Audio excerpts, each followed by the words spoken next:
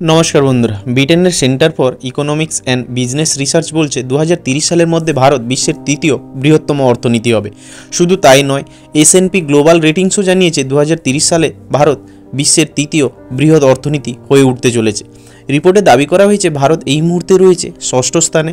2025 সালে ব্রিটেনকে টপকে যাওয়ার পর 2027 সালে জার্মানি আর তারপরে 2030 সালে জাপানকে টপকে তৃতীয় স্থান দখল করবে ভারত। অর্থনীতিবিদদের মতে এই সমস্ত তখনই সম্ভব হবে যদি ভারতের জাতীয় আয়ের বৃদ্ধি নিরবিচ্ছিন্নভাবে একটি নির্দিষ্ট উচ্চতায় উঠতে পারে। তার জন্য দরকার সর্বপ্রথম সামাজিক বিনিয়োগের পাশাপাশি মানব মূলধন গঠনে জোর দেওয়া। দেশের শিক্ষা ও স্বাস্থ্য একটি জাতির মেরুদণ্ড। এই দুক্ষেত্রে বিকাশ ছাড়া কিন্তু কোনো দেশের কাঙ্ক্ষিত উন্নয়ন কিন্তু সম্ভব নয়। শিক্ষা এমন একটি বিষয় যা অন্যান্য অর্থনৈতিক ক্ষেত্রগুলিতে দ্রবীভূত হয়ে তার উৎকর্ষ বাড়ায় এবং সম্ভাব্য সমস্যা ও সীমাবদ্ধতা কাটিয়ে অর্থনীতিকে উন্নয়নের দিশা দেখায়। আর যে কারণেই প্রথম বিশ্বের দেশগুলি ইউনিসেফের পরামর্শ মতন শিক্ষা খাতে দেশীয় উৎপাদনের 6% বেশি খরচা করে। আর এক্ষেত্রে ভারতের বিনিয়োগের পরিমাণ জিডিপির 2.9%। অন্যদিকে রয়েছে স্বাস্থ্যক্ষেত্রে বিনিয়োগ। শ্রমিকদের স্বাস্থ্য ও উৎপাদন ক্ষমতা পরস্পরের কিন্তু সমানুপাতিক, আর যে কারণে সব দেশই চায় সুস্থ সবল উপার্জনশীল শ্রমশক্তি। দেখুন, যে কোনো একটি দেশের অর্থনৈতিক উন্নয়নে মূলধনের গুরুত্ব কিন্তু অপরিসীম। আর মানবিক মূলধন হলো শ্রমিকের শিক্ষা, স্বাস্থ্য ও দক্ষতা। শিক্ষা ও স্বাস্থ্য খাতে ব্যয়কে খরচ নয়, বিনিয়োগ হিসাবে দেখা হয়, কারণ এই ব্যয় শ্রমিকদের উৎপাদন শক্তি বাড়িয়ে একটি দেশের আভ্যন্তরীণ উৎপাদন বা জিডিপি বাড়াতে সহায়ক হয়।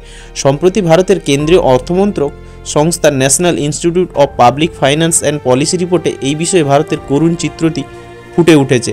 রিপোর্টে বলা হয়েছে 1990-91 সালে মনমোহন সিংয়ের অর্থমন্ত্রিত্বের কালে সামাজিক উন্নয়নে খরচা হতো জিডিপির 5.8%। 30 বছর পার হয়ে যাওয়ার পর এই খাতে খরচের বহর সামান্যতম বৃদ্ধি পেয়ে দাঁড়িয়েছে 6.8%। মানব মূলধনের প্রধান দুই উৎস হচ্ছে শিক্ষা ও স্বাস্থ্য, যেখানে ছবিটা খুবই দুঃখজনক।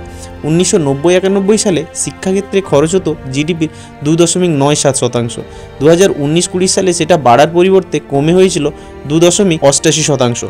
স্বাস্থ্য খাতে এই সময় খালি বরাদ্দ বেড়ে হয়েছে 0.92 থেকে 1.36%। কেন্দ্রীয় শিক্ষানীতি চালু করেছে 2020 সালে, যেখানে শিক্ষার জন্য জিডিপির 6% ব্যয়ের সুপারিশ করা হয়েছিল। অন্যদিকে 2017 সালে জাতীয় স্বাস্থ্যনীতি অনুযায়ী স্বাস্থ্য খাতে জিডিপির 2.5% বরাদ্দ থাকা উচিত। বাস্তব হিসেব বলছে আমরা লক্ষ্যমাত্রায় অর্ধেক রাস্তায় আটকে রয়েছি। গত 3 দশকে জিডিপির নিরিখে বার্ষিক বাজেটে সরকারের খরচ কমেছে। 1990-91 সালে সরকারি খরচ ছিল জিডিপির 28.4%। 2019 আর 20 সালে সেটি কমে হয়ে যায় 26.9%। অর্থাৎ মোট বরাদ্দ যদি না বাড়ে তাহলে মানবিক মূলধন গঠনে বিনিয়োগ বাড়ার প্রশ্নই উঠবে না।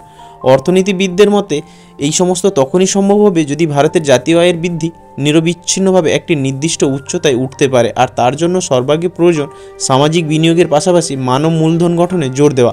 আগামী 1 ফেব্রুয়ারি অর্থমন্ত্রী নির্মলা সীতারামন 2025-26 বাজেট পেশ করতে চলেছেন।